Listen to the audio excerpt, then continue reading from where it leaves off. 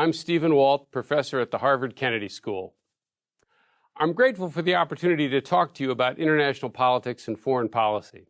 I'm going to explain the realist tradition in thinking about these subjects and examine what it tells us about world politics today. So let me start by explaining the realist tradition. Realism has a long and rich history. It has variations in Europe, in Asia, in South Asia. A number of different scholars and writers over many centuries have used realist ideas. It's a rather straightforward set of ideas that tells you a lot about how states behave. It's not the only way to think about world affairs, but it's not surprising it's been around a long time. Now, as the name implies, realists think you should study the world as it really is, not as you might like it to be. Realism doesn't say how states ought to behave to create a better world or to behave morally. It just tries to explain how states really do behave in the real world. For realists, power is the center of politics. Again, that doesn't mean that emotions, norms, individual personalities don't matter at all, just that power is the most important thing to understanding what's going on in the political world. It lies in focusing on who has power and what they're trying to do with it.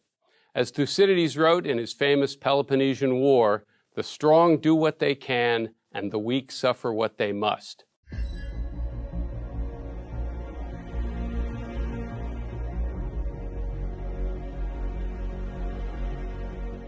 And for realists, power is defined primarily in material terms. Economic and military strength. Soft power can matter in the world, but soft power is always a function of having a lot of hard power, a large economy, a sophisticated economy, and a powerful military. Realism also tends to be rather pessimistic about the human condition. It assumes that human beings are often driven by passions, they sometimes make catastrophic mistakes, and that there's no way to ever completely eliminate conflicts of interest among people. So conflict, in a sense, is always with us. It's hardwired into the nature of international politics. For this reason, realism tends to see history largely in terms of continuities, recurring behavior, things that keep happening over and over. Wars, the rise and fall of city-states, empires, nations. Realists recognize, of course, that there are differences between different states and even different periods of time. That there's a difference, say, between Nazi Germany and democratic England in the 1930s, or that revolutionary Iran today is different than Iran under the Shah. But for realists, the similarities in state behavior, the fact that all states, and especially all major powers, tend to act more or less the same way, is a function of the fact that they're living in a competitive international system.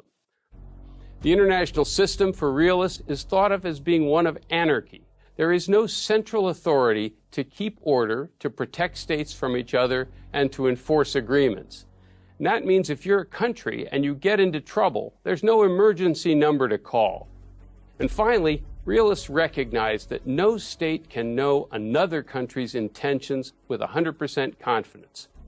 Even if you think you know what another country might do this week, or next week, or even next year, you can't be sure what it might try to do with its power 5 years from now or 10 years from now.